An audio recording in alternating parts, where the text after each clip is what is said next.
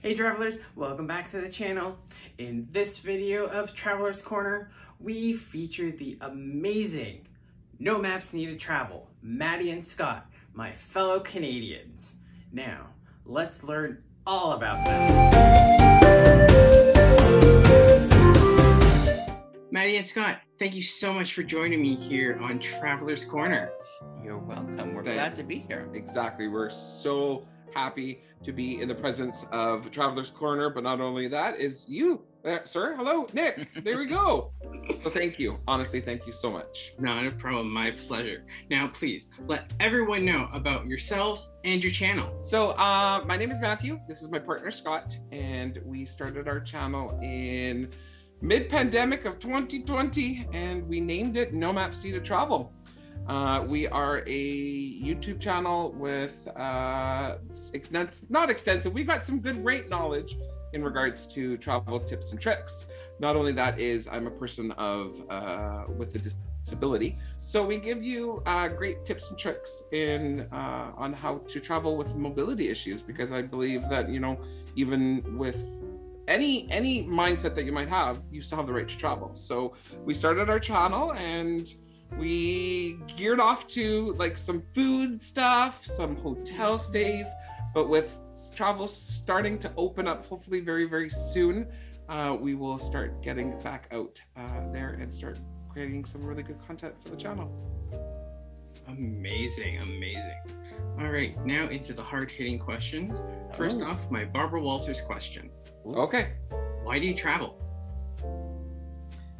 Well, we travel to see different parts of the world and to, you know, just put our minds, you know, to get away from the everyday, if you want to think of it that way. So, you know, it's a break from work, it's a break from life. You get to take time away and see all different places around the world and just, you know, engross yourself in culture. So. Yeah, and I agree with Scott. It's mainly the engrossing of the cultures, just being able to see what different cultures are out there and how their way of life is, and seeing what they do day by day versus how we live our lives. And I think it's that immersive experience and that mindset, just to be able to experience another culture, another country. 100% agree with that. 100%. So, with all your travels, what is your favorite way to travel and why? I can start off with this one. So we traveled extensively via just air, like for the years that we've been together. We would visit Vegas, LA, back east, but we really our eyes kind of opened up more on cruising about 6 or 7 years ago, I believe it was. I think it's going to be our 7th year coming up this summer. And I don't know why. Cruising for me was always that mindset where it was for older people. Now, of course, not even completely close. And so we were planning a trip to Alaska, and I said to Scott, I need to test the waters on this. Like, I need to test the waters, because is it going to be for me or is it not? And we booked a 3-night Pacific Coastal cruise from Los Angeles to Vancouver. And that was on the Island Princess. And so this leads to how I'm going to answer my question: cruising 100%. I love my all-inclusives. I love being able to travel out to Europe and to exotic countries, but I love doing it via cruise because we're able to so many different itineraries. You get so many different ports, and so many different aspects, and like we said, immersive culture. So it's not just one place. You're able to visit multiple places instead of just saying, oh, I'm going to go to Hawaii. It's like, well, on a cruise, you can see every single island of Hawaii. So it's where you get those, you know, you get more options of sightseeing. Very much so, very much so. So again, with all that travel, what's been your favorite country to visit and why? Well, my favorite country is somewhere that we didn't go to together. So it would have to be Germany. And I got to go there many, many years ago. But just being engrossed in the German culture and food, and just seeing small towns with like castles and princesses still living in them, you know, it's really neat atmosphere that you just don't see here. So And I think for me, same. I'm gonna along the lines of Scott as well. As somewhere that we haven't been together, but it would be the UK. It'd be London. London for me has like a piece of my heart. I absolutely love the UK, and it's what Scott said as well. It's just it's the culture.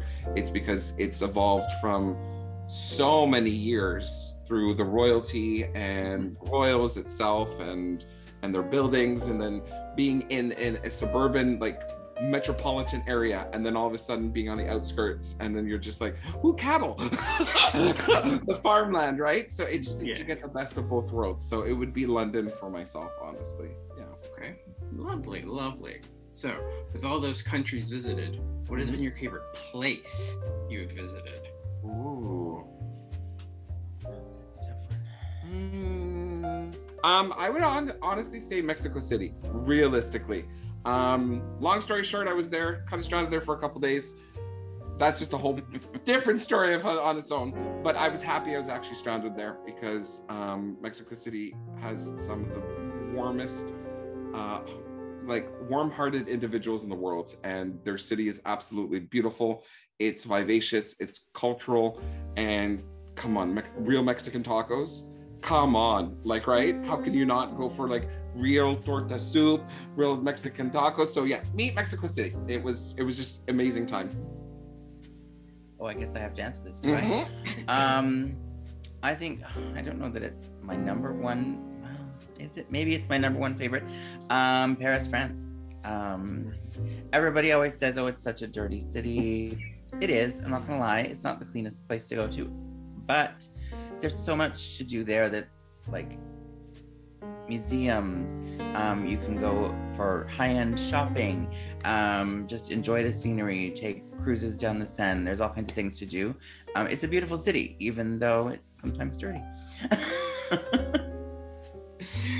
So, with all that travel behind you, what has been your favorite thing you have done on a trip? So I'll start. It was probably one of our second to last cruises that we did, and we did a 15-day Hawaiian cruise out of Vancouver, and we hit one of the islands, which was Kauai, and we rented a Jeep, took the top down and just drove, and we did the scenic tour up to Waimea Canyon. And if you have ever seen photos of it or ever glanced at a video of Waimea Canyon or even been yourself, it's one of those places where your jaw just drops. And I would absolutely have to say that was one of my favorites of all time. And we're looking to go back again, but things might change because, you know, there's other things that you could do on that island, but I'm still trying to convince this one that we need to go relive that again. For me, I've done so much. I guess my favorite thing so far would be we did a family cruise to Alaska, and it was my parents, one of my aunts, my brother and sister-in-law and their kids, of course Matty, and we hiked to Mendenhall Glacier. It was sort of a family outing. We all did it together, and I think it was just the fact that we were in Alaska. We had nice weather. It was, you know, it was a beautiful day, but it was still cold, and we got to like hike, and getting to that sort of beachy area where you can see the waterfall and see the glacier across kind of the water. It's really just, it's a breathtaking experience. And the fact that Matty was still able to do it, even though he was on a mobility scooter. I did it on a mobility scooter. Yeah, we managed to, you know, at one point we had to go down sort of some stairs in a section, and we just picked up his scooter, and he got help down from other family members, and so it was really nice to be able to do that as a family and just experience that together. So I think that was one of my good memories. Wow, that is amazing. Wow. Bucket list, Alaska.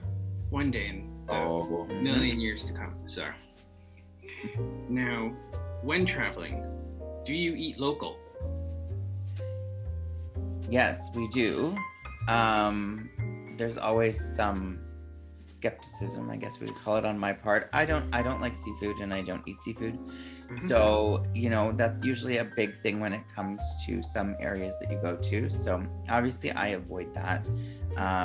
But we do go to local restaurants and try and, you know, there's always the option to go to a McDonald's or somewhere, but we try and find a local, you know, a local restaurant, a local pub, something where we can support the local economy and try different foods and, you know, just sort of engross ourselves in that culture, as we said.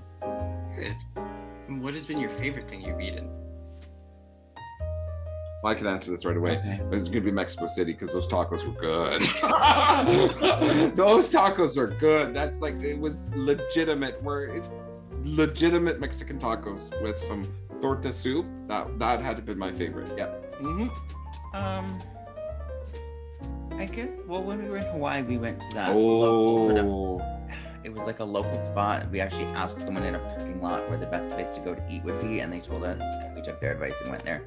I don't remember what it was called for the life of me, but we had like moco locos, and we had lumpia pie, or however you pronounce that, I don't know, but and it was just local food made there, and it was really good.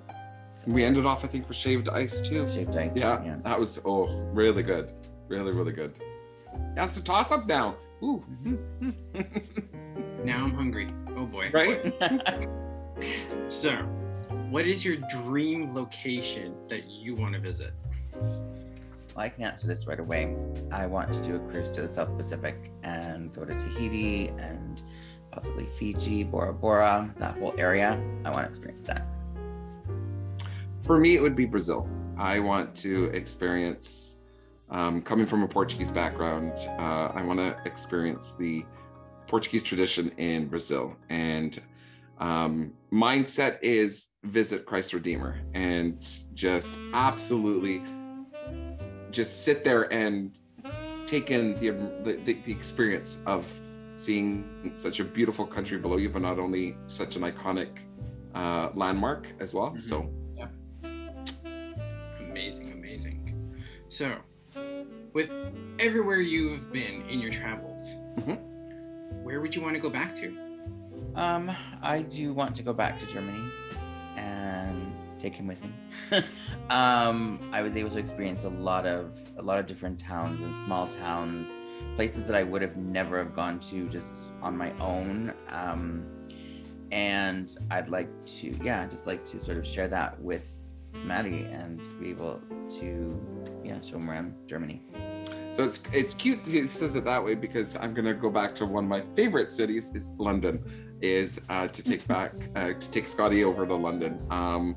We're planning something, hopefully things work out that we'd be able to visit this early summer, but very short period of time, but it's to bring Scott over to London and just grab another cup of tea from Fort and Mason. Like, come on, visit Harrods, and like you just walk down the streets in Oxford, and it makes me feel at home. That's how I would say. Go back to London, 100%.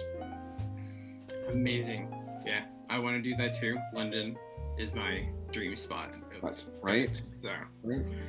So, again, with all your travels, there's one tip that you could give someone first starting out traveling, or have traveled forever, but what is one of your major tips that you would tell everyone? For me, it's no matter how much you've planned and organized and set everything up and have it, sort of, you may have it all set in stone, thinking that this is how my trip's going to be. It's not going to be that way. You have to keep that in the back of your head. Something's always going to happen that you aren't expecting. It might be something minor, it might be something major, and you just have to go with it. You have to, you have to be prepared enough to be able to do that when things do happen. But at the same time, sometimes the best things come out of it. I know we've been traveling where things have happened, like a flight delay or something like that, but then we've actually met people that we know in the airport because of that flight delay, just passing through. You have to take it with a grain of salt and just realize that you're on vacation and enjoy it. Don't stress about the small things. Exactly. I agree with you, Scotty. I'm going to use the aspect of don't be afraid to travel. If you have a disability, if you have anything that's going on in your life, physically or mentally, don't be afraid to travel. There's a lot of skepticism out there that makes people think, well, you know, I've got mobility issues, or I have to rely on a scooter or a walker or a wheelchair, or, you know, even to the aspect of having autism or ADHD or however it is. Don't let that stigma not make you want to see the world. There's so many ways to see the world, and don't be afraid to do it. There's great forums on Facebook. There's people that you'll be able to meet, great YouTube channels. Don't be afraid to travel. Don't be afraid to travel. Do it. Try it, because you know what? You're going to get addicted, and that's how it starts, 100%. Amazing tips. Amazing. I agree wholeheartedly with all that. Matty and Scott, thank you again so much for joining me here on Traveler's Corner. Please let everyone know where they can find you. So they can find us on YouTube. Just search No Maps Needed Travel. And on Facebook, same thing, at No Maps Needed Travel. Scott, we have two different Instagram handles. So mine is No Maps Needed Travel Matty. Mine's No Maps Needed Travel Scott. So that's where you can find us. Oh my gosh, what amazing guys, and some amazing travel that they have done. Now, if you haven't yet, go down to the description and click on their link to the YouTube channel and give them a subscribe. They have some amazing content, and I know they have some amazing things coming up. And again, guys, we'll see you next time.